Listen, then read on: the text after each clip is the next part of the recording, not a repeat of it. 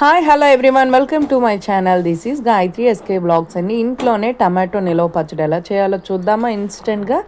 So దానికి కావాల్సింది, నేను 1 కేజీ టమాటాకి 1 స్పూన్ పసుపు అండ్ నిమ్మకాయ సైజ్ చింతపండు, గల్లుప్పు, పొడి కారం, జీలకర్ర, మెంతులు, ఆవాలు అండ్ తెల్లుల్లిపాయ తీసుకున్నానండి.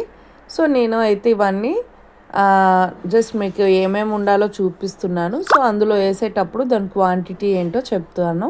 సో నేనైతే కేజీ టమాటో తీసుకున్నానండి. సో అట్లా మనం నీట్గా కడిగి తడి లేకుండా వాటికి గుడ్డతో నీట్గా తుడిచిపెట్టుకోవాలి. అసలు తడి అనేది ఉండకూడదు. కాసేపు ఎండనివ్వాలి.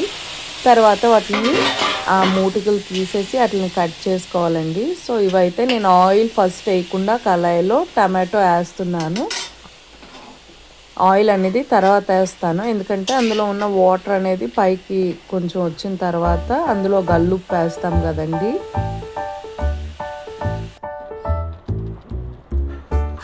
సో ఇగోండి, నాకు ఇలా అయిన తర్వాత నేను అందులో ఆయిల్ అనేది వేసాను. సో ఆయిల్ వేసి దాన్ని మనం కలుపుకోవాలి నీట్గా, అడుగు అంటకుండా.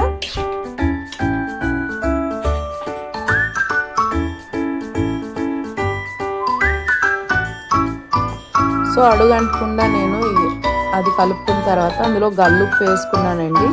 సో ఉప్పు అనేది అది మీకు ఎంత సరిపడినంత, కొందరైతే ఉప్పు ఎక్కువ తినొచ్చు, తక్కువ తినొచ్చు. సో నేనైతే ఇందులోకి ఉప్పు నేను 1 టేబుల్ స్పూన్ అండ్ హాఫ్ వేసాను నేను ఇందులో.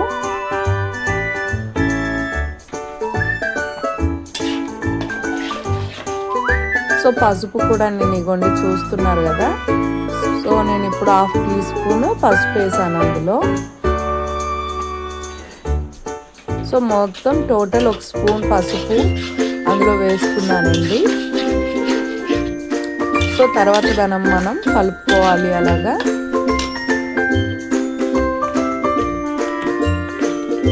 సో సిమ్లో పెట్టి పక్కన నేను ఇంకొక కళాయి పెట్టి అందులో ఆయిల్ వేసి మీకు చూపించాను కదండి ఇందాకలా.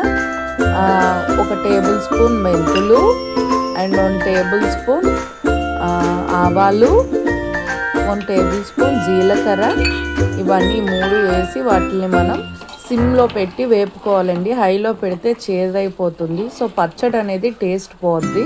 సో సిమ్లో పెట్టుకొని మనం దాన్ని వేపుకోవాలి ఫ్రై అయినంత వరకు. కాస్త వేగిన తర్వాత దాన్ని చల్లారి పెట్టి ఇవ్వండి ఇలా మిక్సీలో వేసి నేను ఇందులో చింతపండు ఇవన్నీ చూపించాను కదండి. సో కొంచెం నేను తెల్లుల్లిపాయలు ఇందులో వేసుకున్నాను, కొంచెం పోపులో కానీ ఉంచుకుంటాను.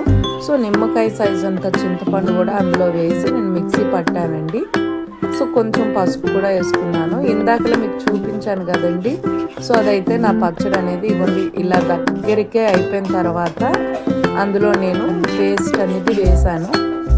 లేదు అంటే దీనికి ఉంది కదండి, మనం అదే టమాటోల్ని మనం వేపుతున్నాం, దీన్ని ఇది కూడా ఇదంతా కలిపి మనం మిక్సీ చేసేసి అలా కూడా పర్వాలేదు. సో పోపుకి నేను ఎండుమిరపకాయలు, కరివేపాకు, నేను తెల్లుల్లిపాయలు అండ్ ఆవాలు ఫస్ట్ అయితే కడాయి పెట్టి అందులో ఆయిల్ వేసి ఆవాలు వేసుకున్నానండి. సో ఆవాలు వేసుకున్న తర్వాత పోపు దినుసులన్నీ వేసేసానండి. సో ఇగోండి పోపులు అయితే వేసేసాను. అండ్ లాస్ట్లో ఇంగువ కూడా వేసానండి. చాలా టేస్ట్గా ఉంటుంది ఇంగువ వేసుకుంటే, పచ్చడిలో మంచి ఫ్లేవర్గా ఉంటుంది. సో మీకు నచ్చితే వేసుకోండి, లేదా స్కిప్ చేసేయండి. టేస్ట్ అయితే మాత్రం చాలా అంటే చాలా బాగుంటుంది. సో ఈ పోపు మనం సిమ్లో పెట్టే వేపాలి. నెక్స్ట్ ఈ పచ్చడి ఉంది కదండి, దాన్ని కూడా అందులో వేసి మనం కలుపుకోవాలి. సో నేను కారం ఇందాకలా మిక్సీ చేసేటప్పుడే వేసేసానండి. సో టమాటో అండ్ ఈ చింతపండు ఇవన్నీ మీకు చూపించాను కదా. తర్వాత బాయిల్ అయిన టమాటోని కూడా నేను అందులో వేసి అప్పుడే కారం కూడా వేసుకున్నాను. సో ఈ పోపులో అవన్నీ కలిపి నేను వేసేసానండి. సో లేదు అంటే మనం ఇలా ఆ పచ్చడిని మనం మిక్సీలో పట్టిన తర్వాత పోపులు ఇందాక వేపుకునేవి అవన్నీ సో అందులో ఇలా వేసుకున్న తర్వాత ఇప్పుడు కూడా కారం వేసుకోవచ్చు, అది మీ option. Okay friends, please like, share and subscribe to